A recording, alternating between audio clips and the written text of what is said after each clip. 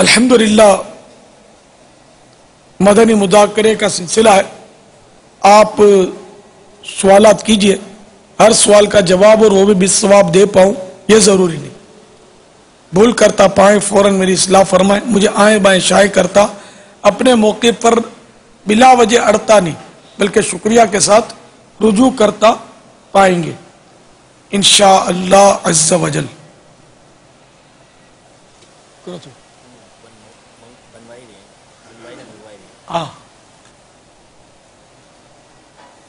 وہ معذرت چاہتا ہوں، پڑھ کے سمجھ گیا تھا، یاد آ گیا، مجھے پتا تھا اس لیے میں نے آپ کو روک دیا. معذرت چاہتا ہوں. صلو علی الحبیب صلی اللہ تعالی علی محمد.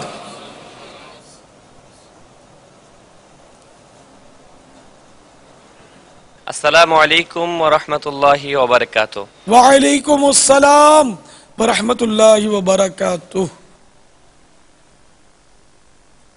আমার নাম মোহাম্মদ জহিরুল ইসলাম, মুন্সিগঞ্জ জেলা, ঢাকা বিভাগ, বাংলাদেশ. তো আমির আহলে সুন্নতের দরবারে আমার এই প্রশ্ন হচ্ছে যে আমাদের দেশের মধ্যে অনেক লোকই ছোট ছোট মাছ রান্না করে খায়, কিন্তু ওই সময় মাছগুলোকে কাটে না. এটা কি জায়েজ হবে কিনা, এটা হুজুরের দরবারে আরজ. আসসালামু আলাইকুম ওয়া রাহমাতুল্লাহি ওয়া বারাকাতুহু. ابھی ہمارے بنگلہ دیش کے اسلامی بھائی نے امیر اہل سنت شیخ طریقہ دامت برکاتہم العالیہ کی بارگاہ میں عرض کیا ہے. ان کا سوال امیر اہل سنت کی بارگاہ میں یہ ہے کہ بنگلہ دیش میں کئی اکثر لوگ چھوٹی چھوٹی مچھلی کھاتے ہیں اور نہ تو اس کا پیٹ چاک کرتے ہیں، نہ اس کی صفائی کرتے ہیں اور نہ اس کی آنکھیں نکالتے ہیں، ایسا ہی سالن بنا کر چاول کے ساتھ کھا لیتے ہیں. تو امیر اہل سنت کی بارگاہ میں عرض ہے کہ اس کے بارے میں شرع رہنمائی عطا فرما دیں. আমাদের মাদানী উদ্দেশ্য কি? আমাকে নিজের এবং সারা দুনিয়ার মানুষের সংশোধনের চেষ্টা করতে হবে ইনশাআল্লাহ আযজা ওয়া জাল. গীবতের বিরুদ্ধে যুদ্ধের ঘোষণা জারি থাকবে. আমরা গীবত করব না, গীবত শুনবো না ইনশাআল্লাহ আযজা ওয়া জাল. শয়তানের বিরুদ্ধে যুদ্ধের ঘোষণা জারি থাকবে ইনশাআল্লাহ আযজা ওয়া জাল. কুফলে মদিনা লাগিয়ে রাখবো, মাথায় ইমামা সাজিয়ে রাখবো, চেহারায় দাড়ি সাজিয়ে রাখবো ইনশাআল্লাহ আযজা ওয়া জাল. ماشاءاللہ. بہار شریعت جلد سوم یعنی تیسری، صفحہ نمبر 325، مسئلہ نمبر 8. چھوٹی مچھلیاں بغیر شکم یعنی پیٹ چاک کیے یعنی بغیر پیٹ کاٹے بھون لی گئیں، ان کا کھانا حلال ہے.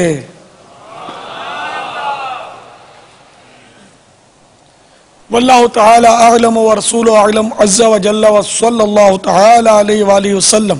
صلو علی الحبیب.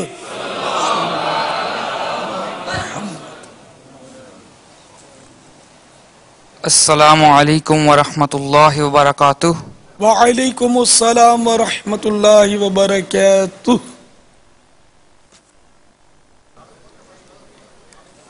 My name is Shweb Ahmed Atari. I am from UK, Burnley. Bapa Jan, my question to you is, as I know that you like people or Islamic brothers who are less talkative and who are serious, can you please give us a method of how we can be serious and be less talkative? I also ask if you can do dua maghfirat for me and for my family. Jazakallah khaira. پیارے باپا جان، شعیب احمد اتاری UK بڑلے سے سوال کر رہے ہیں. مجھے معلوم ہوا کہ آپ کو سنجیدہ اور کم گو اسلامی بھائی پسند ہیں. برائے کرم سنجیدہ اور کم گو بننے کا نسخہ بھی عطا فرما دیں اور میرے والدین کے لیے دعائے مغفرت بھی فرما دیں. جزاک اللہ خیرہ. آمین آمین. ماشاءاللہ بڑا سنجیدہ سوال ہے یہ، اور اتفاق हुस्न इत्तेफाक या जो भी कहिए कि आज दोपहर को यानी जोहर के बाद शुरू हुआ खामोश शहजादा रिसाला, जो कि संजीदा बनाने का नुस्खा है, उसमें गुलामजादे ने वो पढ़कर सुनाया, फिर जो बकिया हिस्सा था वो असर के बाद पढ़ के सुनाया। 48 सफ़े का ये रिसाला है खामोश शहजादा।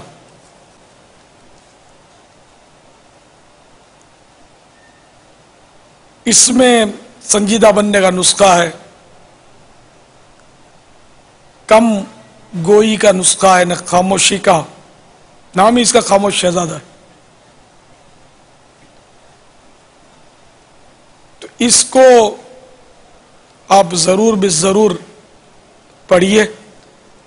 एक बार पढ़ने से गुजारा नहीं होगा, बल्कि मेरा मशवरा है कि आप हर महीने की पहली पीर, अब ये कि शायद मदनी माह में सारी दुनिया में समझेंगे नहीं, यहां भी नहीं समझेंगे इतना, तो वो चलिए अंग्रेजी माह की पहली पीर कर देते हैं कि हर अंग्रेजी माह की फर्स्ट मंडे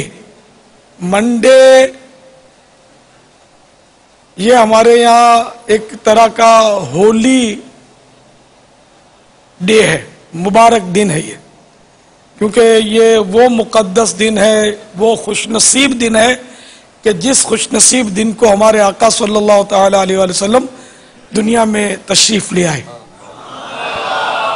तो हम लोग इसीलिए इसको पीर शरीफ बोलते हैं। पीर शरीफ माने शराफत वाला, अजमत वाला पीर। पीर इस मंडे, सोमवार भी बोलते हैं इसको। तो ये होली मंडे जैसे, तो ये हर होली मंडे को महाना एक English in monthly one time on Monday, first Monday, इसको आप पढ़ लिया करें। इंशाअल्लाह जल्ला जलालुहु आप अपने अंदर इसके बहुत बरकतें इसकी पाएंगे। और मेरा मशवरा है कि आज जैसे पढ़ा गया तो आज भी, और जब जब हर महीने आप हर महीने पढ़ें इसको कोशिश करके, और फिर इसको पढ़कर आप अपने आप को खामोशी पर मजबूत बनाने के लिए खुसूसियत के साथ ज़ाहिर नसीब 25 घंटे का कुफले मदीना लगा लें। कल भी हमारी बात हुई थी, तो ये तय हुआ था कि ये रिसाला जब पढ़ा जाए तो उस वक्त ये रिसाले के बाद तक ताकि जहन बने, जिसको बोलते हैं लोहा गर्म हो। अब ये कि ये सवाल इत्तेफाक से बहुत जल्दी आ गया, अभी तक पहुंचे नहीं है, इस टाइम भाई कम पहुंचे अभी। आज वो खाना लेट हो गया था पता चला है, अब तो बेचारे वो रह गए। तो अब ये नसीब, अब क्या करें। ये सवाल अगर थोड़ा देर के बाद चला होता ना,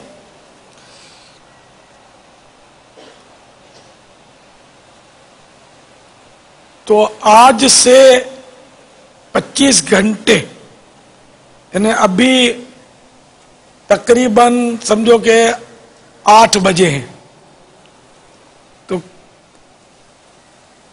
कल टुमारो नाइट 9 o'clock तक तो 25 घंटे हो जाएंगे। तो क्या जहन बनता है? तो आप लोगों ने अक्सरियत होती है जज्बात में हाथ उठाती है और जज्बात में नारे लगाती है।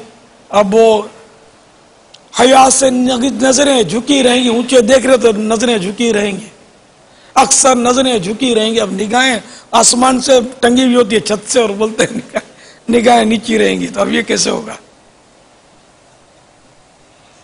तो इसलिए वो जज्बाती नारे नहीं, कम से कम नजरें नीची करने का नारा लगे तब तो नजरें नीची कर ले आदमी, तो नारा लगाने वाले का मान रह जाए।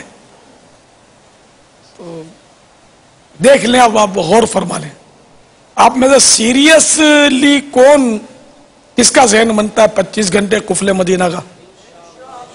सीरियस नहीं है, बाकी जज्बात में नहीं उठाना, जिसको वाकई जहन बनता है। और आज रिसाला सुनकर चोट खाया है दिल, किसी का दिल चोट खाया है? کوئی ایک اسلامی بھائی کھڑے ہو کر آج رسالہ جو پڑھا گیا اس رسالے پر تاثرات سنا دے اپنے کہ آپ کے ذہن میں کیا مطلب ہلچل مچی, کیا کیفیت ہوئی.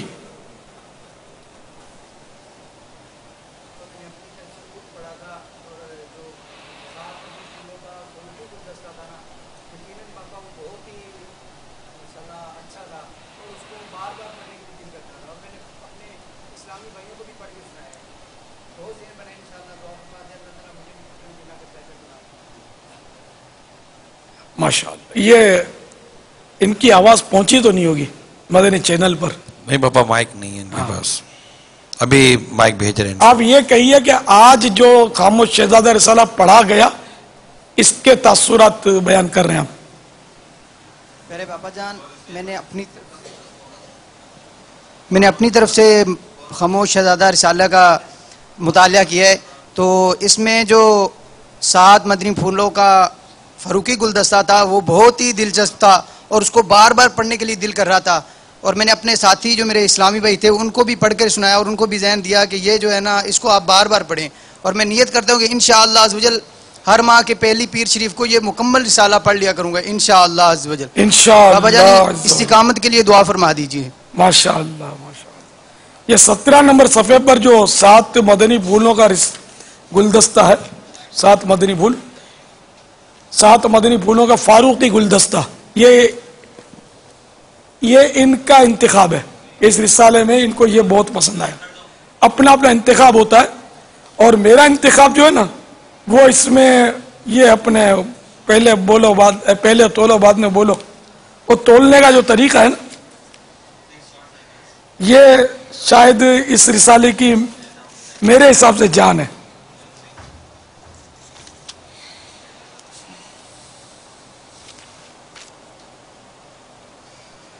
یہ دونوں حصے میں سنا دیتا ہوں آپ کو, ان کی پسند کا بھی, اور خیر سارا رسالہ بولنے سے پہلے تولنے کا طریقہ, یہ خاموش رہنے والوں کے لیے جان ہے, جان.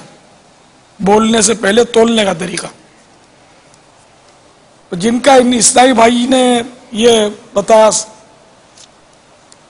7 پھولوں کا فاروقی گلدستہ, وہ پہلے سن لیتے ہیں.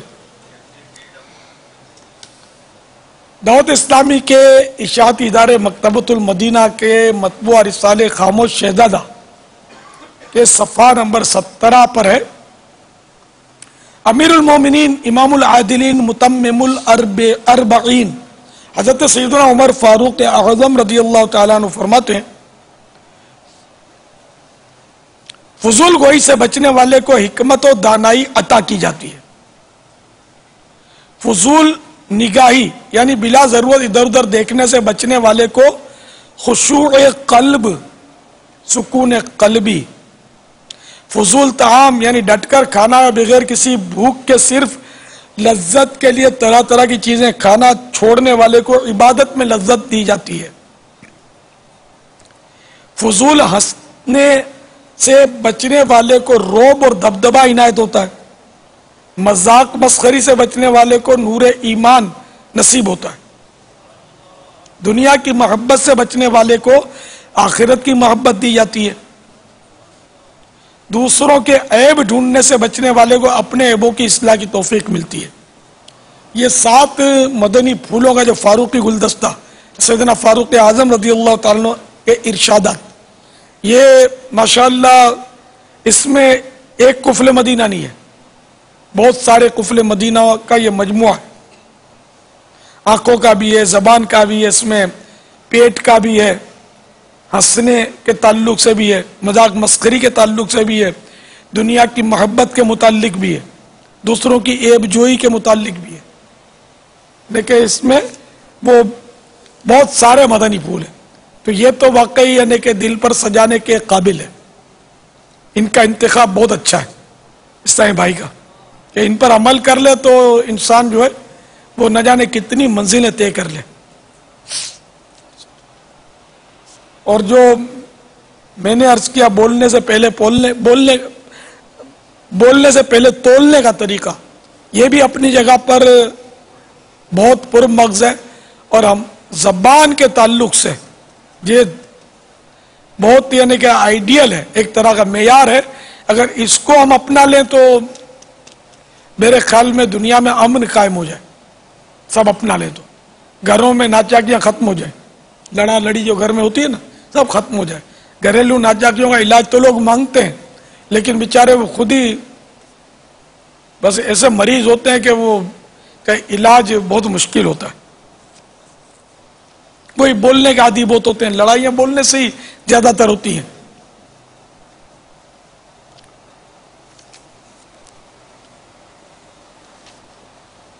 وہ صفحہ نمبر 29 سے شروع ہو رہا ہے، بولنے سے پہلے تولنے کا طریقہ. پیارے اسلامی بھائیوں، یاد رکھیے ہمارے میٹھے میٹھے آقا مکی مدنی مصطفیٰ صلی اللہ تعالی علیہ وآلہ وسلم نے کبھی بھی اپنی زبان حق کے ترجمان سے کوئی فالتو لفظ ادا نہیں فرمایا اور نہیں کبھی کہا لگایا. کہا کہ وہ لافنگ اتنی آواز سے کہ اپنے خود سن لے، اتنی آواز ہے ہا ہا ہا ہا ہا کر کے جو ہنستے ہیں نا، لافنگ کرتے ہیں، یہ کہا کہلاتا ہے. تو یہ سنت نہیں ہے، سنت سے ثابت نہیں ہے.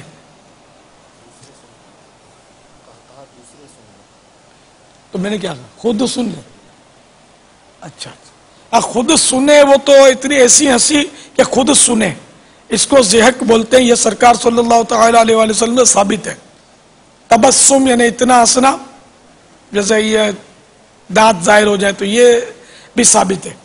کہا ثابت نہیں ہے. کہا یہ کہ اتنی آواز سے لافنگ کرنا، اتنی زور سے ہنسنا کہ دوسرا کوئی ہو تو وہ بھی سن لے، دوسروں تک آواز پہنچے، ایسا ہنسنا جو ہے وہ کہا کہلاتا ہے. اور یہ سرکار سے ثابت نہیں صلی اللہ تعالی علیہ وآلہ وسلم. تو سنت یہ ہوا کہ کہا نہ لگائے. اب کوئی لگاتا ہے تو گناہ گار نہیں ہے، کوئی لگا ہے تو آپ اس کے خلاف ہو جائے تو یہ نہیں. خود بچے بس. وہ جو لگاتا ہے اس پر اگر ممکن ہو تو انفرادی کوشش کی جائے. اب خود بچے تو نا، یہاں تو مطلب لاکھوں میں کوئی بچتا ہو تو بچتا ہو، باقی تو بہت مشکل ہے.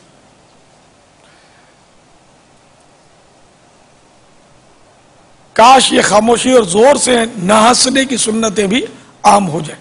اے کاش ہم بولنے سے پہلے تولنے کے عادی بن جائیں. تولنے کا طریقہ یہ ہے کہ اس سے پہلے کہ الفاظ زبان سے ادا ہوں، اپنے دل سے سوال کر لیا جائے کہ اس بولنے کا مقصد کیا ہے.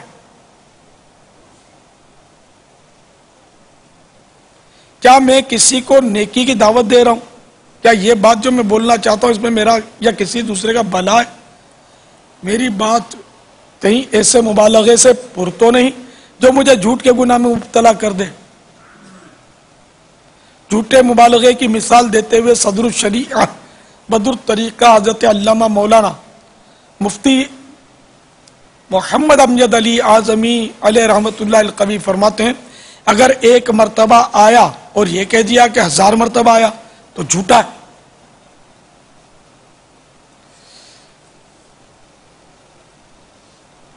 یہ بار شریعت کا جملہ تھا جو میں نے پڑھا. یہ بھی سوچے، اب یہ اپنی طرف سے لکھا، یہ بھی سوچے کہ میں کہیں کسی کی جھوٹی تعریف تو نہیں کر رہا، کسی کی غیبت تو نہیں ہو رہی، میری اس بات سے کسی کا دل تو نہیں دکھ جائے گا، بول کر ندامت کے سبب رجوع کرنے یا سوری کہنے کی نوبت تو نہیں آئے گی، تھوک کر چاٹنے یعنی جوش میں کہیں بھی بات واپس تو نہیں لینی پڑے گی، کہیں اپنا یا کسی دوسرے کا راز فاش تو نہیں کر بیٹھوں گا.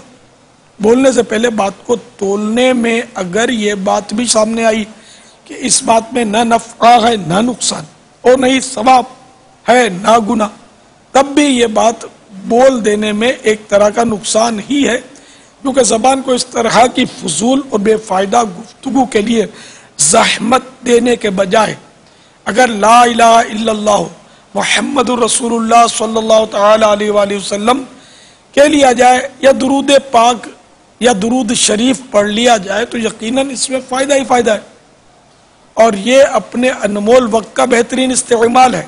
ایسے عظیم فائدے کا ضائع ہونا بھی لازماً نقصان ہی ہے. ذکر و درود ہر گھڑی ورد زبان ہے، میری فضول گوئی کی عادت نکال دو۔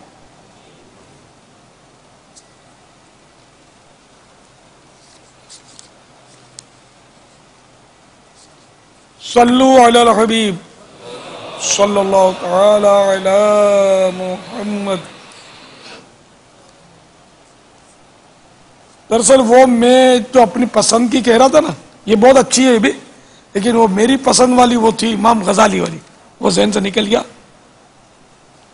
وہ صفحہ نمبر 27 پر ہے۔ اپنی گفتگو یعنی 27 سے شروع ہو رہی ہے۔ اپنی گفتگو میں کمی لانے کے جو واقعی خواہش مند ہیں ان کے لیے اپنی بات کی تنقیح یعنی چھان بین کرنے اور اپنی گفتگو کو بیجا یا ضرورت سے زائد لفظوں اور مختلف خامیوں سے پاک کرنے نیز نقصان دہ بلکہ فضولیات کی آمیزش یعنی ملاوٹ سے بچانے کے لیے احیاء العلوم سے ایک بہترین نسخہ پیش کیا جاتا ہے۔ چنانچہ حجت الاسلام حضرت سیدنا امام محمد بن محمد غزالی علیہ رحمت اللہ الوالی کے فرمانے والا شان کا خلاصہ ہے۔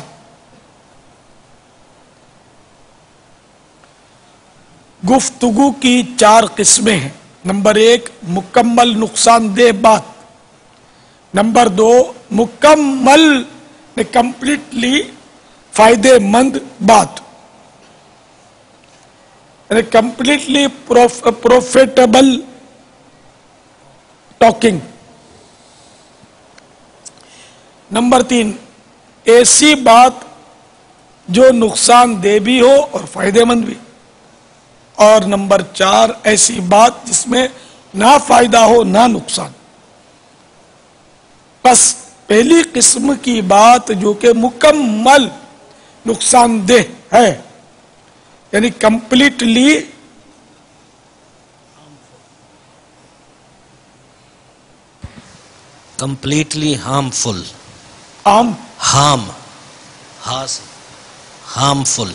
ہارمفل جی، یعنی کہ پہلی قسم کی بات جو کہ مکمل ہارمفل ہے، اچھا نہیں، نمبر 3 ایسی بات جو نقصان دہ بھی ہو اور فائدے مند بھی، اور ایسی نمبر 4 ایسی بات جس میں نہ فائدہ ہو نہ نقصان۔ بس پہلی قسم کی بات جو کہ مکمل نقصان دہ یعنی کمپلیٹلی ہارمفل ہے، اس سے ہمیشہ پرہیز ضروری ہے۔ اور اسی طرح تیسری قسم والی بات کہ جس میں نقصان اور فائدہ دونوں ہیں، اس سے بھی بچنا لازم ہے۔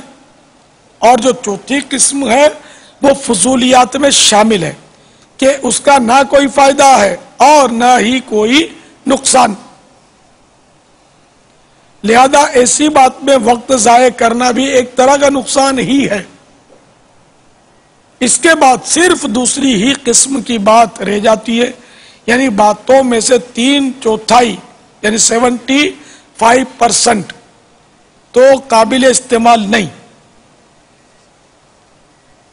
اور صرف 1/4 یعنی 1/4 25% بات جو کہ فائدے مند ہے، بس وہی قابل استعمال ہے، مگر اس قابل استعمال بات کے اندر باریک قسم کی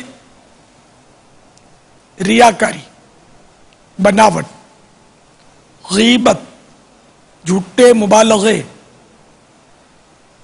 میں کرنے کی آفت، یعنی اپنی فضیلت و پاکیزگی بیان کر بیٹھنے وغیرہ وغیرہ اندیشے ہیں۔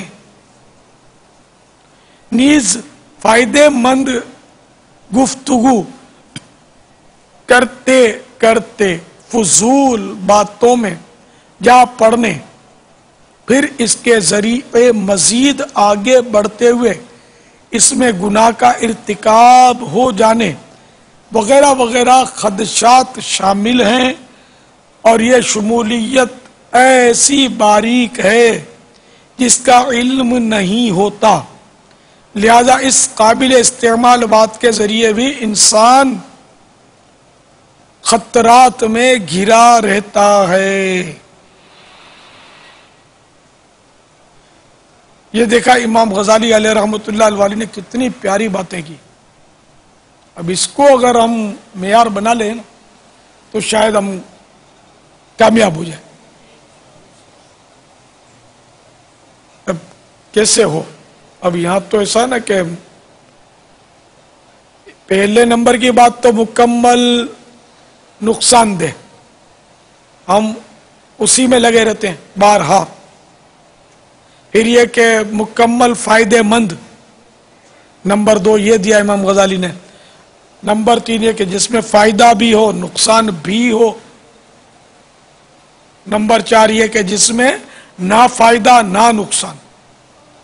تو صرف 2 نمبر کی بات کام کرنے کی، یہ تینوں تو قابل ترک ہے۔ جس میں فائدہ بھی نہیں نقصان بھی نہیں، وہ بھی ہے تو فضول نا۔ یہ بھی ایک وقت تو ضائع ہوتا نا، کہ جتنا وقت یہ اپنی زبان کو فضول باتوں میں ہم نے لگایا تھکایا، جو سانس ہمارے ایک ایک سانس موت کی منزل کی طرف قدم ہے، تو وہ تو مطلب ہو گیا نا، وہ سانس تو چلا گیا، وہ تو اب دنیا کی کوئی طاقت بھی ہم کو وہ سانس لوٹا نہیں سکتے نا، واپس نہیں دلا سکتے۔ آپ بولو کہ میں 1 کروڑ روپے میں میرا گیا ہوا سانس خرید لوں، امپوسیبل۔ 1 ارب روپے میں خرید لوں، امپوسیبل۔ بلینک چیک دے دوں، میرا پیڑے جو سانس لیا تھا وہ واپس مل جائے، امپوسیبل، ناممکن۔ تو جو گیا گیا، ہم تو موت کی طرف بڑھتے چلے جا رہے ہیں۔ ہر سانس موت کی منزل کی طرف ایک قدم ہے، تو ہم یہ فضول باتوں میں جو گنوا دیتے ہیں، یہ تو ہمارا نقصان ہی ہے نا۔ اور فضول ہو تب نا، کہ فضول ہو تو گناہ نہیں ہے، لیکن وہ بھی فضول ہو تب نا۔ فضول کرتے کرتے کتنے ہم دل آزاریاں کر دیتے ہیں، غیبتیں، معاذ اللہ، جھوٹ، تہمت، چغلی، کسی کا مذاق اڑانا، دل آزاری، خدا جانے کیا کیا ہم پھر فضول کرتے کرتے کر ڈالتے ہیں۔ فضول کہ جس میں فائدہ بھی نہیں نقصان بھی نہیں، اس کو پھر ہم مکمل نقصان دہ بنا دیتے ہیں باتیں کرتے کرتے، جبکہ وہ صرف ایک ہی طرح کی بات ہے کہ جو فائدے مند ہے، مکمل فائدے مند۔ لیکن وہ بھی جس کو کرنا آتی ہو وہی کرے، ہم کو تو کرنا نہیں آتی، کہ اس میں باریک قسم کی ریاکاری ہو جاتی ہے۔ پھر یہ کہ بناوٹ ہو جاتی ہے، اچھے الفاظ لانے کی بندہ کوشش کرتا ہے سامنے والے کو امپریشن ڈالنے کے لیے، متاثر ہو جائے گا میرے سے، یہ اپنی ذات کے لیے۔ کچھ اس کی مثالوں کی حاجت لگتی ہے، جیسے آپ نے ریاکاری کا فرمایا نا، ایک آدھے سے مثال اگر آپ کی طرف سے بیان ہو جائے نا، کہ جیسے کہ مفید جو کلام ہے جس کا آپ فرما رہے ہیں اس میں ریاکاری کا اندیشہ ہے، اس کی کوئی ایک مثال اگر آپ کے ذہن میں آتی ہے؟ ریاکاری کی یہ مثال ہے کہ جیسا میں بیان کر رہا ہوں جی، اور میں نے عربی میں حدیث شریف پڑھی، جی، اور میری نیت یہ ہے کہ تاکہ لوگوں پر میرا امیج قائم ہو، اس کے دلوں میں میری عزت قائم ہو، اور لوگ مجھے سمجھیں کہ اس کو بہت علم ہے۔ جی، تو یہ میں نے اللہ کے لیے تو نہیں پڑھی نا حدیث، میں نے تو لوگوں میں عزت بنانے کے لیے حدیث پڑھی کہ میرا امپریشن پڑے اچھا۔ تو یہ ریا ہوئی، اس لیے کہ ریاکاری کی تعریف اگر ہے نا، کہ یہ جتنے بھی مولوی کا تو ہوتا ہے نا، ان کی تعریف اگر یاد ہو نا، ڈیفینیشن، تو سمجھنا آسان ہو جاتا ہے۔ تو ریا کی تعریف یہ کہ عبادت، اس لیے عبادت کرنا کہ لوگوں کے دلوں میں عزت پیدا ہو یا لوگوں کے ذریعے مال حاصل ہو، یہ ریا ہے۔ تو اب میں نے عربی حدیث، جو میں نے حدیث کا متن اس کو رٹا اور اس کو پڑھا، اور نیت یہ تھی کہ لوگوں کے دلوں میں میری عزت بنے، میرا مقام بنے، لوگ میری ذات سے متاثر ہوں۔ حالانکہ میں اگر یہی عربی میں حدیث اللہ کی رضا کے لیے پڑھتا تو یہ عبادت بن جاتی، ثواب ملتا۔ تو اب میں نے اس کو لوگوں میں عزت حاصل کرنے کے لیے پڑھا تو یہ ریا ہوئی، اور ریاکاری میں جہنم کی حقداری۔ اسی طرح نعت خوان نعت شریف پڑھے، اللہ کی رضا کے لیے پڑھے تو یہ عبادت ہے۔ اب اگر اس لیے پڑھتا ہے کہ تاکہ لوگ مجھے رقم دیں، آج کل تو یہ ٹرینڈ ہے ایک طرح کا کہ نعت خوان کو پیسے مطلب یعنی کہ مسئلہ ہوتا ہے ان کا، بعضوں کا، سب کا نہیں۔ تو اب چلیے بھائی کہ یہ ہمارے نعت خوان پیسے نہیں مطلب مانگتے نہیں ہیں، دل کس کا ہوتا ہے کس کا نہیں ہوتا یہ خود سمجھتے ہیں۔ اب اگر کسی نے دے دیا اپنی مرضی سے تو ٹھیک ہے، اگر کوئی یعنی کہ نہ صراحت تھی نہ دلالت تھی، اس میں صراحت یہ کہ طے ہوا تھا کہ دیں گے نہ لیں گے، یہ صراحت کہلائیے، اور دلالت یعنی یہ کہ پتہ ہے کہ دینا ہے، اس کو پتہ ہے کہ میں نے لینا ہے تو وہ دے گا ہی، پتہ انڈرسٹوڈ ہے کہ مجھے انویلپ ملے گا، کور ملے گا، پیسوں کا لفافہ ملے گا، اور اس کو پتہ ہے اس کو دینا پڑے گا ورنہ یہ آئندہ تو آئے گا نہیں میرے یہاں، تو یہ دلالتاً انڈرسٹوڈ، تو یہ بھی حرام ہے۔ اجرت چاہے صراحت سے ہو چاہے دلالت، دونوں صورتوں میں نعت شریف کی اجرت، نعت پڑھنے کی اجرت حرام اور جہنم میں لے جانے والا کام ہے، اور یہ ریاکاری بھی ہے کہ اس نے مال کے لیے پڑھی۔ اب اس میں مزید ریاکاری یوں ہوتی ہے کہ بعضوں کا تو جھوٹ بولتا ہے کہ میں پیسوں کے لیے نہیں پڑھتا، میں تو اللہ کے لیے پڑھتا ہوں، تو یہ مزید اپنی پارسائی جتاتا ہے اگلے کو کہ میں نیک بندہ ہوں، میں تو اللہ کے لیے پڑھتا ہوں۔ پھر کبھی گیا میں تو آقا کے ٹکڑوں پہ پلتا ہوں، تو تبرک ہے، میرے لیے تبرک ہے۔ تو اب یہ کہ یہ بھی صرف بس وہ یا تو جھیپ بلوا رہی ہوتی ہے یا بس وہ مزید ریاکاری پر ملمہ کاری ہوتی ہے اس کے، تو ریاکاری در ریاکاری نے عذاب میں مزید اضافے کا سامان ہوتا ہے، حقداری ہوتی ہے اس کی، تو اس طرح آج کل ہوتا ہے۔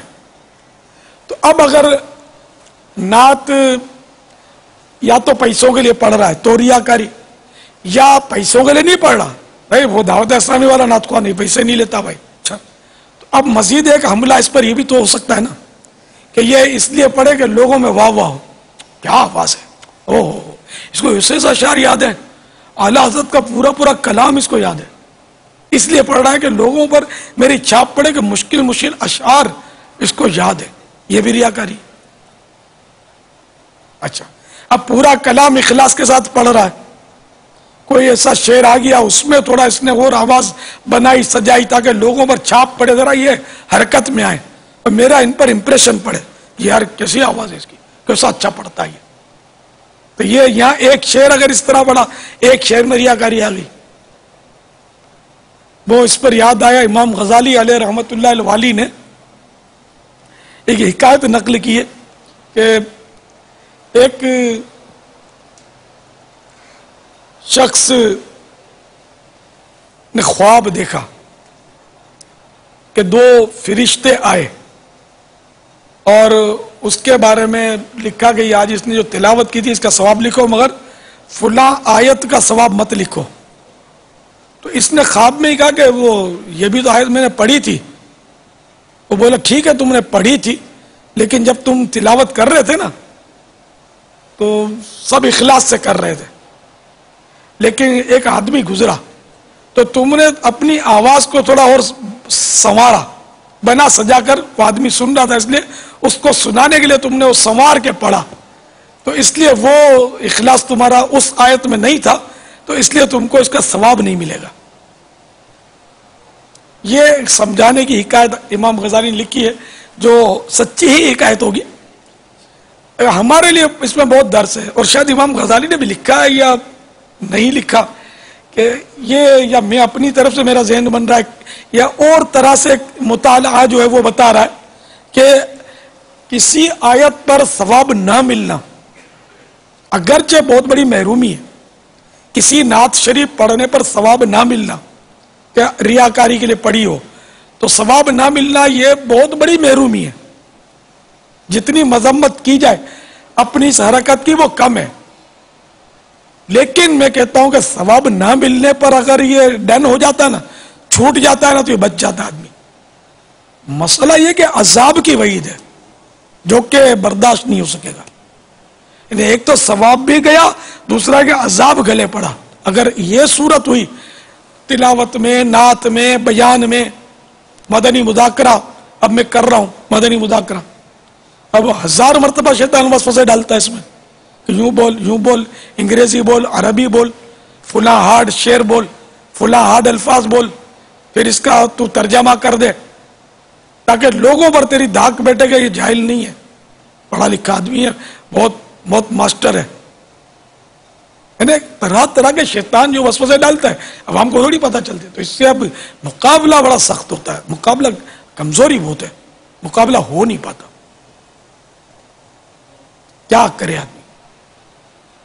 اب نعت پڑھتے ہوئے بھی مسئلہ, سنتے ہوئے بھی مسئلہ ہوتا ہے. سننے والا اگر واقعی اس کو رونا آ رہا ہے, عشق رسول میں روتا ہے تو کار ثواب ہے, لیکن اس لیے روتا ہے کہ 4 آدمی دیکھ رہے ہیں, یا اس لیے رونے والی صورت بناتا ہے تاکہ لوگ دیکھیں کہ بڑا عاشق رسول ہے, یا بیان میں روتا ہے کہ لوگ یہ سمجھیں کہ یہ ماشاءاللہ بڑا خوف خدا والا ہے کہ بیان سن کر رو رہا ہے یا بیان کرتے ہوئے رو رہا ہے. تو یہ اگر یہ ذہن میں اور اس لیے روتا ہے آدمی, تو اب یہ اس کا رونا اس کے منہ پہ مارا جائے گا. ظاہر ہے وہ تو آخرت کے لیے اپنی تباہ کاریاں جمع کر رہا, وہ بربادیاں جمع کر رہے.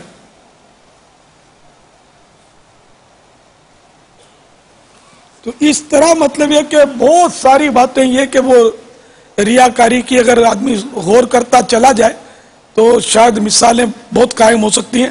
فیضان سنت کے ایک باب نیکی کی دعوت میں ریاکاری کی کافی مثالیں جمع کی ہوئی ہیں. تو یہ چونٹی کی چال سے بھی باریک رفتار سے ریا جو ہے وہ عمل میں داخل ہو جاتا ہے. وہ بندہ اس کو یہی سمجھتا ہے کہ میں صحیح کر رہا ہوں, کچھ نہ کچھ اس کو مطلب لولی پوپ شیطان دے دیتا ہے کہ تو صحیح تو کر رہا ہے, تو لوگوں کی ترغیب کے لیے کر رہا ہے, تو اس لیے کر رہا ہے, تو اس کے لیے کر رہا ہے. حالانکہ ترغیب ہوتی نہیں, ترغیب کے لیے ہو نا, اور وہ ایسا ہو کہ جس سے لوگ رغبت حاصل کرتے بھی ہو, پیشوا ہو یا کوئی بڑا آدمی ہو, امام ہو, عالم ہو, استاذ ہو, پیر ہو, ہے نا, ایسا شخص ہو کہ جس کو لوگ فالو کرتے ہوں, اور وہ اپنے عمل کو اظہار اس لیے کرتا ہے کہ لوگوں کو, ماننے والوں کو عمل کی ترغیب ہو. اگر خالصتاً یہ اس کی نیت ہے تو اس کے لیے گنجائش ہے. عام آدمی کو بھی غور کرنا ہے اور خود اس شخصیت کو بھی غور کرنا ہے کہ جو یہ سمجھتا ہے کہ لوگ مجھے فالو کرتے ہیں. ہو سکتا ہے اس کی خوش فہمی ہو کہ اس کے فضائل میں اضافہ وہ ٹھہرے اور لوگ ترغیب اس سے نہ لیں. چلو پھر بھی اس کا قصور نہیں ہے, جبکہ ہو اس کی نیت 100% خالص, 100 میں سے 25% بھی گڑبڑ نہیں ہونی چاہیے. تب ایسا اخلاص کہاں سے لے؟ وہ بھی ہے کہ ہے بڑی آزمائش, ہر عبادت میں آزمائش ہے. شیطان جو ہے پیچھا کرتا ہے, نہیں چھوڑتا. شیطان کعبے میں بھی نہیں چھوڑتا, کعبے میں بھی اس کا داخلہ بند نہیں ہے اس بدبخت کا. سنہری جالیوں کے بعد بندہ حاضری دیتا ہے, اس پر بھی وہ نہیں چھوڑتا, وہاں بھی اس کا داخلہ ممنوع نہیں ہے نا, ہر جگہ دندناتا پھر رہا ہے اور یہ وسوسے ڈالتا ہے, کہیں بھی نہیں چھوڑتا. اس سے بچنے کی بہت ضرورت ہے.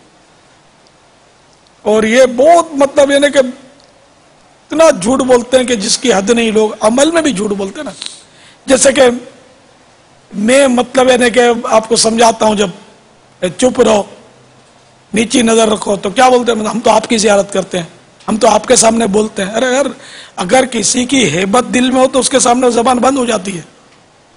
علامت تو یہی ہے کہ جب ہم کسی سے محبت کرتے ہوں, کسی کے معتقد ہوں, تو آواز یا تو بند ہو جاتی ہے یا پست ہو جاتی ہے. اب جس سے عقیدت ہو اس کے سامنے بڑ بڑ بڑ بڑ بڑ کرتا رہے, یہ عقیدت کہاں ہوئی؟ تو پھر یہ کہ جھوٹ بولنا کہ ہم تو آپ سے بات کر رہے ہیں نا, تو کیا اس کے علاوہ بات نہیں کرتے؟ یہ کیسے ہو سکتا ہے اس کے علاوہ بات کرتے ہی نہیں ہیں؟ ہم تو آپ کو دیکھ رہے ہیں نا, اس کے علاوہ کہ آنکھیں پھوڑ دیتے ہو, نہیں دیکھتے ہو کسی کو. تو اس میں بھی غور کر لے کہ یہ جھوٹ بظاہر تو قرینہ یہی ہے کہ جھوٹ ہی بول رہے ہوتے ہیں عموماً, کیونکہ ادھر ادھر بھی دیکھ رہے ہوتے ہیں, سب دیکھ رہے ہوتے ہیں. آنکھیں بند تھوڑی رکھتے ہیں وہ, نہ بند رکھنا کوئی کفل مدینہ ہے کہ آنکھیں بند رکھا کرو, کچھ بھی مت دیکھو. بہت کچھ دیکھنا ہے. ظاہر ہے کہ وہ عالم کا چہرہ دیکھنا عبادت، قرآن کریم کو دیکھنا عبادت، مسجد کو دیکھنا عبادت، آب زمزم کو دیکھنا عبادت، ماں باپ کا چہرہ دیکھنا عبادت. جبکہ یہ ثواب کے لیے نیتیں ہوں تو بہت کچھ ایسا ہے کہ جس کو دیکھنا عبادت ہے. تو اس لیے وہ بولنے سے پہلے تولنے کی عادت پڑ جائے. یہ عموماً بہت مطلب ہے کہ اب کوئی کھانے کی چیز بھی آئی، اب جیسے میں مٹھائی تقسیم کر رہا تھا، بھائی آپ مت کھاؤ تو آپ کا تبرک ہے نا، اس لیے تو کھائیں گے ہم. اب اس کے علاوہ میٹھا نہیں کھاتے ہو کیا؟ چینی پر گھر میں پابندی رکھی ہے، مٹھائی کا داخلہ بند ہے. مطلب یعنی کہ وہ اپنے دل پر جو بھی کہہ رہا ہوں دل پہ غور کرے کہ میں کیا کہہ رہا ہوں، کیوں کہہ رہا ہوں. چپ چاپ لے لے آدمی، نہیں میرے کو دو، اب میں تو کھاؤں گا، بھلے نقصان کرتی ہے، بس دعا کرو کہ میں نقصان سے بچ جاؤں. ابھی یہ بولے کم از کم کچھ تو ایسا بولے نا، یا میں تھوڑی سی کھاؤں گا، تھوڑی سی انشاءاللہ نقصان نہیں کرے گی. کوئی ایسا مطلب ہے کہ لفظ ہو کہ جو آپ کو جھوٹ میں نہ ڈالے. اب پھر بولتے بھی اس کے سامنے جو بار بار سمجھاتا ہے، اب وہ اس کو بھی نہ سمجھنا، یہ اپنے سمجھ کا قصور ہے. پھر تو یہ میں آپ سب کی تفہیم کر رہا ہوں. میرے اب مدنی منع ہیں، میری ایک طرح سے مدنی ایک روحانی اولاد ہیں. اب میرے کو آپ باپا بولتے ہیں تو اس لیے میں کان کھینچتا رہتا ہوں. تو اس کو میں جو یہ عرض کر رہا ہوں، میں آپ کی خوشطبعی کے لیے دو جملے بول دیے دل جوئی کے لیے، لیکن جو اس سے قبل جو بولا اس کو آپ نظر انداز مت کیجیے، اگنور نہ کیجیے. سنجیدہ ہونے کے لیے یہ سنجیدہ کافی ہیں باپا، یہ مدنی پھول اللہ کرے ہمارے دل میں جمے. آمین. اگر یہ آپ نے جب ارشاد فرمایا نا باپا کہ میں نے کہا کہ یہ لڈو ہے مت کھاؤ، تو جی جناب میں مطلب آپ کا تو کھاؤں گا تو صحیح نہ، نہیں جناب میں تو آپ کو دیکھوں گا تو صحیح نہ.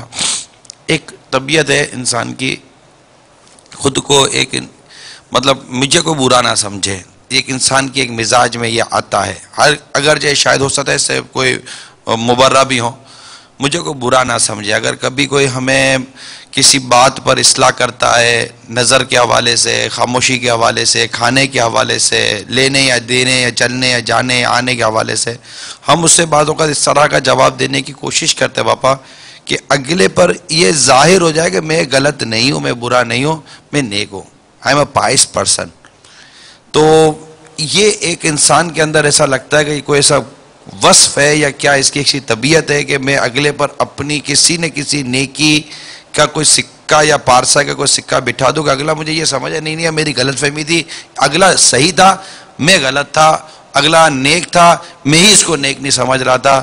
اب یہ طبیعت جب ہوتی ہے تو اگلا سامنے وضاحت کرتا ہے کہ نہیں میں یوں نہیں یوں کر رہا تھا.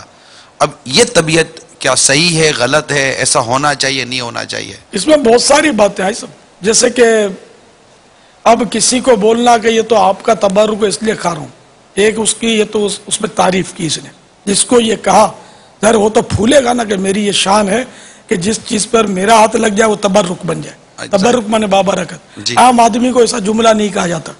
دوسرا اس میں یہ اندیشہ ہے کہ جو بھی سن رہا ہے وہ سمجھے کہ بھائی یہ ان صاحب کا بڑا معتقد ہے، بڑا عقیدت مند ہے، بڑا دیوانہ ہے بھائی. تو اس میں مزید ریاکاری کی گنجائشیں نکلتی ہیں. تو بس وہی ہے نا کہ ایک چپ سو سکھ. یہ اگر بندہ بولتا ہے نا، اگر اس کی بات کا آپریشن ہو نا تو پھر اس کے انداز کا بھی آپریشن ہوا، کس انداز سے اس نے بولا، کس کس کے سامنے بولا، بولنے کا وہ موقع تھا نہیں تھا. تو بہت ساری اگر اس کا ہم لیبورٹری ٹیسٹ کریں نا کسی کے ایک جملے کا یا اپنے ایک جملے پر ہم یعنی کہ فکر مدینہ کریں، اس پر غور کریں تو کئی اس کی یعنی صورتیں نکلنی شروع ہو جاتی ہیں. اور کئی راستے اس کے جو روٹ ہوتے ہیں نا وہ جہنم کی طرف گائیڈ کر رہے ہوتے ہیں، انڈیکیٹ کر رہے ہوتے ہیں کہ اس طرف ہے، ہاں یہ جہنم اس طرف ہے، تو صحیح روٹ پہ جا رہا ہے. شیطان بولتا ہے کہ یوں ہی بول تو یہ ایسی مطلب ہے کہ اس میں باریکیاں ہوتی ہیں کہ بس شیطان سے بچنا بڑا دشوار ہے. اللہ تعالی ہماری مدد فرمائے، اللہ ہمیں سیریس بنائے. تو سر سیریس نہیں ہے کہ بالکل کوئی سمجھنے کے لیے تیار نہیں ہے، کوئی غور کرنے کے لیے تیار نہیں ہے. کسی کو صحیح بات ہے کہ جیسے کہ وہ کھانے کے تعلق سے جو مسائل چل رہے ہیں اب بھی مطلب انہیں کہ کل بھی منع کیا تھا, جیسے پھر بھی روٹیاں ہاتھوں میں تھی اس طرح وائیوں کے ٹکڑے, وہ حالانکہ منع کیا کہ بھئی یہ نہیں لینی ہے, اس کے پیسوں کا مسئلہ دوسرا ہے. اور مطلب اب کیا میں اس پر تبصرے کروں یار, یہ میرا روز مرہ کا معمول مبالغہ کروں تو ہے کہ ہوتا ہی رہتا ہے ایسا. چندے کی روٹیاں, چندے کا کھانا, وہ جس میں مخصوص طبقے کے لیے کھانا ہوتا ہے, یہ طلبہ کا ہے, طلبہ کے نام پر ملا ہوا چندہ آپ مت کھانا, مگر جس کو موقع ملتا ہے وہ چھوڑتا نہیں ہے, ایسا لگتا ہے. یا کچھ نہ کچھ روٹی اٹھا لے گا, کچھ کر لے گا. ارے بھائی کسی کا گھر ہے, میزبان سی اجازت نہیں ہے, بارہ بولتا میری نہیں ہے ذاتی یہ روٹی کھانا, مجھے پتا نہیں بھائی صرف کیونکہ وہ جو بچ گیا میزبان کا ہوتا ہے, جو کھانے کے لیے دیا گیا تو اس کو لے جانے کی اجازت نہیں ہوتی. کرتے ہیں اعلیٰ حضرت امام اہل سنت رحمت اللہ تعالی علیہ کے تقوی پر قربان جاؤں میں کہ ایک بار کہیں مدعو تھے تو ان کے خلیفہ سیدنا برہان ملت مولانا برہان الدین جبل پوری علیہ رحمت اللہ القوی نے اکرام میں امام احمد رضا میں یہ قصہ نقل کیا ہے. اس وقت ان کے والد گرامی عید الاسلام حضرت مولانا عبدالسلام جبل پوری علیہ رحمت اللہ القوی بھی حیات تھے. یہ دونوں باپ بیٹے اعلیٰ حضرت کے مرید تھے اور خلیفہ بھی تھے, اور دونوں جید علماء تھے. تو اعلیٰ حضرت کہیں مدعو تھے, یہ لکھتے ہیں, تو اعلیٰ حضرت کو وہ شوربہ پسند آیا کھانے کا, تو آپ نے میزبان سے فرمایا کہ یہ شوربہ اجازت دو تو میں پی لوں. تو اس نے کہا پی لیجئے. پھر اعلیٰ حضرت نے مسئلہ بیان فرمایا غالباً پینے کے بعد کہ جب کہیں کھانے کے لیے جائے تو عرف و عادت کے مطابق کھائے, عرف سے ہٹ کر نہ کھائے. چونکہ شوربہ جو ہے یہ پینے کا عرف یعنی رواج نہیں ہے, ٹرینڈ نہیں ہے شوربہ پینا. تو اگر میں شوربہ پیتا تو وہ ٹرینڈ یعنی رواج کے عرف کے خلاف ہو جاتا, جو کہ ایک جرم ہوتا, غلط کام ہوتا. تو اس لیے میں نے اجازت لے لی.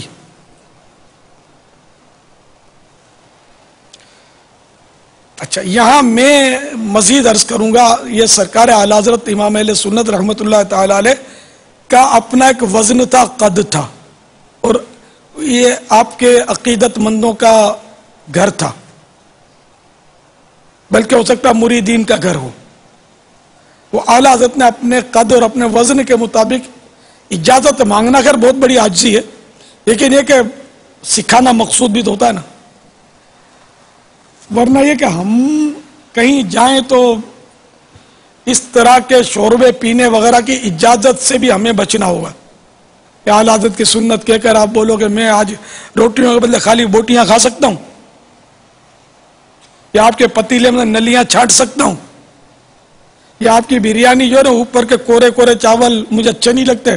اگر اجازت ہو تو ہم یہ چار اسلامی بھائی جو آئے ہوئے ہیں وہ نیچے جتنا بھی مسالہ وہ سب کھا لیں.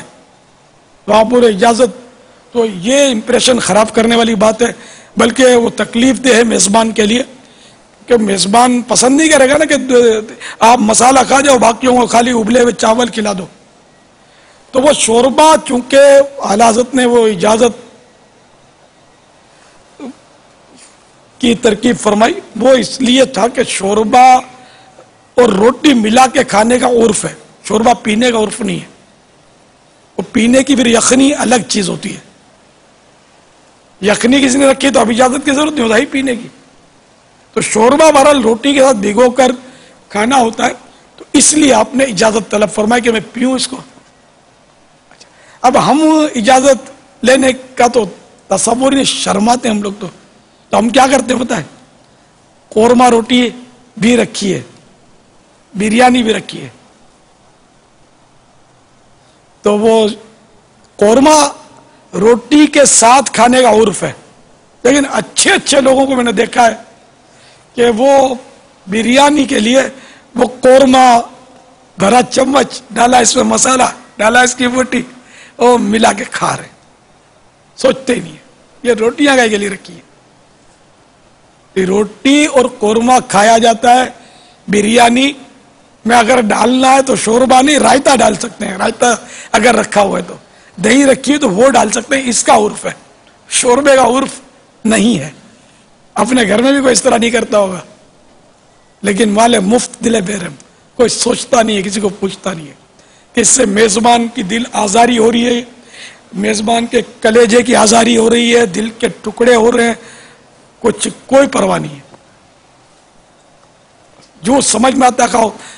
زردہ رکھا ہوا ہے تو اس میں قورمہ ڈالا, اس کو کھانا شروع کیا, لیکن زردے کے ساتھ قورمہ نہیں کھایا جاتا. اگر اچار ہے تو وہ زردے کے ساتھ شاید کھانے کی اجازت مل جائے, ویسے قورمہ نہیں. قورمے کی سمجھ نہیں آ رہی. اب اگر قورمہ ڈالنا اور آپ ہیں قداور شخصیت اور آپ کو لگتا ہے کہ اجازت مانگنے میں حرج نہیں ہے تو اجازت دے لیں, قورمہ اور زردہ کھائیں, قورمہ اور بریانی کھائیں ملا کر, آپ کی مرضی ہے, لیکن اجازت لی جائے. ہمارے یہاں اجازت کوئی نہیں لیتا, بلکہ کہاں کا حلال کہاں کا حرام جو صاحب کھلائے وہ چٹ کیجیے. ہم تو تحقیق میں پڑھتے کہاں. میں نے عرض کرا اتنے مسائل بیان کرنے کے باوجود بھی وہ جو جب بھوک لگتی ہے, خوشبو شروع ہوتی ہے کھانے کی, تو بندہ پہلے کھا لو, بعد میں معلومات کریں گے اس کا مسئلہ کیا ہے. یہ تو تھا طلبہ کا, جامعۃ المدینہ کا تھا, ہم نے کھا تو لیا. ہم لوگ تو وہ تربیتی کورس کے لیے آئے ہیں, ہم کھا سکتے ہیں نہیں کھا سکتے, پہلے کھا لیں پھر پوچھیں گے. یہ پوچھنے والا بھی لاکھوں میں کوئی ایک ہوگا, باقی تو ہڑپ کر جاتے.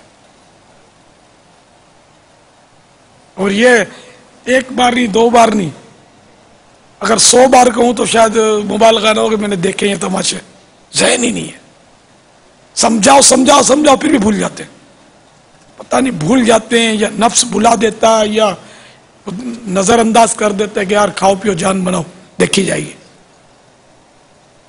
بعضوں کا جواز کی کوئی صورتیں سمجھ میں آ رہی ہوتی ہیں, از خود آ رہی ہوتی ہے, اس کا کیا کریں؟ مجتہدین کرام تو ہوتے ہی اس میں, وہ چونکہ چنانچہ کر کے وہ اپنے دل کو منا لیتے ہوں گے. باپا کی تو عادت پڑی ہے, بولتا رہتا ہے. آپ نہ بولو تو بنے گا کیا؟ اللہ آپ کو سلامت رکھے, آمین, اور ہمیں سمجھنے کی توفیق عطا فرمائے, مجھے بھی صحیح بولنے کی سعادت بخشے. تو بہرحال یہ کہ میٹھے میٹھے سائیں بھائیو, خوب غور کیا کرو. ایک اور جو عید الاسلام رحمت اللہ تعالی علیہ کے تعلق سے واقعہ عرض کرنا تھا, تو وہ بھی اکرام امام احمد رضا میں اس طرح کا واقعہ ہے کہ ایک جگہ مدعو تھے, وہاں عید الاسلام بھی موجود تھے. اعلی حضرت کے خلیفہ مولانا عبدالسلام جبل پوری علیہ رحمت اللہ القوی اور برہان ملت نے جو لکھا ہے وہ موجود تھے نہیں تھے یہ یاد نہیں آ رہا, لیکن عید الاسلام برابر میں حاضر تھے اعلی حضرت کے. تو وہ فرنی پیش کی گئی, غالباً فرنی تھی, تو اعلی حضرت کو بڑا پیالہ ملا, باقیوں کو نارمل. یہ ہوتا ہے جو شخصیت ہوتی ہے تو اس کو لوگ وہ ڈبل دیتے ہیں. وہ شیرنی بھی بٹتی ہے جب تو مولانا کو ڈبل ملتی ہے بعض اوقات, یا پیکٹ ملتا ہے, ڈبہ ملتا ہے. یہ ہمارے عرف ہے, کوئی حرج نہیں اس میں. تو سرکار اعلی حضرت کو انہوں نے بڑا برتن دیا وہ کھانے کے لیے. تو اعلی حضرت اتنا کھانا آپ کو گوارا نہیں تھا, آپ کو نہیں چاہتے تھے, تو آپ نے کچھ کھایا اور میزبان سے فرمایا کہ اگر آپ اجازت دیں تو میں یہ بقیہ جو ہے میرا بچا ہوا یہ عید الاسلام کو دے دوں, عبدالسلام کو دے دوں. اس میں بھی پھر اعلی حضرت نے مسئلہ بیان فرمایا کہ جب کھانا پیش کیا جاتا ہے تو مہمان اتنے ہی کا مالک ہے جتنا وہ کھانے میں کامیاب ہوا. یہ میں اپنے الفاظ میں عرض کر رہا ہوں, مہمان اتنے ہی کھانے کا مالک ہے جتنا کھانے میں کامیاب ہوا. جو بچ گیا وہ میزبان کا حق ہے. تو بغیر اجازت کے نہ ہم لے سکتے ہیں نہ کسی کو دے سکتے ہیں, جو مخصوص کر دیا گیا. تو یہ مخصوص کر دیا گیا نا بڑا پیالہ اعلی حضرت کے لیے, تو اس لیے اعلی حضرت نے اجازت طلب فرمائی. باہر شریعت میں یہاں تک لکھا ہوا کہ دو دسترخوان بچھے ہوئے, تو ایک دسترخوان والے دوسرے دسترخوان والے کو روٹی بھی نہیں دے سکتے اٹھا کے, جائز نہیں ہے, یہ لکھا ہے.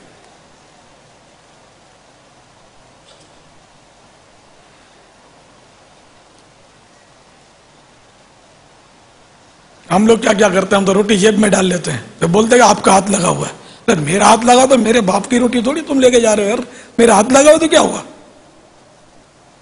تو میرا ہاتھ تو مائک پر لگا ہوا, اٹھا کے چلتے بنو, پھر گزرو وہاں سے تو وہ تم سے پہنچے گا, سمجھے, جو ادھر دروازے میں کھڑا ہوا ہوگا. جو میرا ہاتھ لگ گیا وہ تمہارے لیے جائز ہو گیا تو کوئی بات تھوڑی ہوئی. تو اس لیے یہ بیچارے مسائل پر اور احکامات پر شریعت کے غور نہیں کرتے. اچھا, اب روٹی کے ضمن میں یہ عرض کر دوں کہ کسی کے گھر ہم دعوت پر گئے ہوں نا, یہ اس وقت کے لیے مسئلہ, کسی کے یہاں دعوت میں ہوں. اب جیسے کہ یہاں ہم فیضان مدینہ میں کھانا کھا رہے ہیں, وہ چندے کا کھانا ہے, سب مل کے کھا رہے ہیں, تو یہاں کے دسترخوان والوں نے یہاں روٹی اٹھا کر دے دی, اس کو یہ مسئلہ لاگو نہیں پڑے گا, اس کو دے سکتا ہے. ادھر کا قورمہ ادھر آ گیا, ادھر کا, تو یہ سب ایک قسم کا کھانا سب مل کے کھا رہے ہیں. کسی کی ذاتی ہے نا کہ میزبان یا نہیں ہے, جب اپنے کہیں مہمان ہو نا, یہ ایسی جگہوں کے لیے مسائل ہے. کیونکہ اب میزبان ہے, وہ چاہتا ہے کہ بھئی ان کو قورمہ کھلائے اور تافتان دے, اور ہم جیسے جو عام آدمی ہیں اس سب میں بیٹھے ہوئے, ان مہمانوں کو یہ ہو سکتا ہے کہ وہ سادہ سی تندوری روٹی اور وہ شوربے والا سالن کھلائے.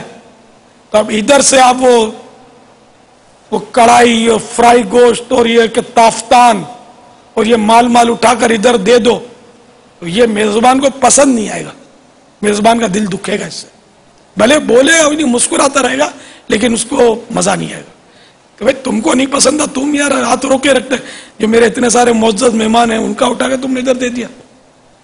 یہ میں آپ کو سمجھانے کے لیے عرض کر رہا ہوں. تو اس لیے وہ اٹھا کر دے نہیں سکتے.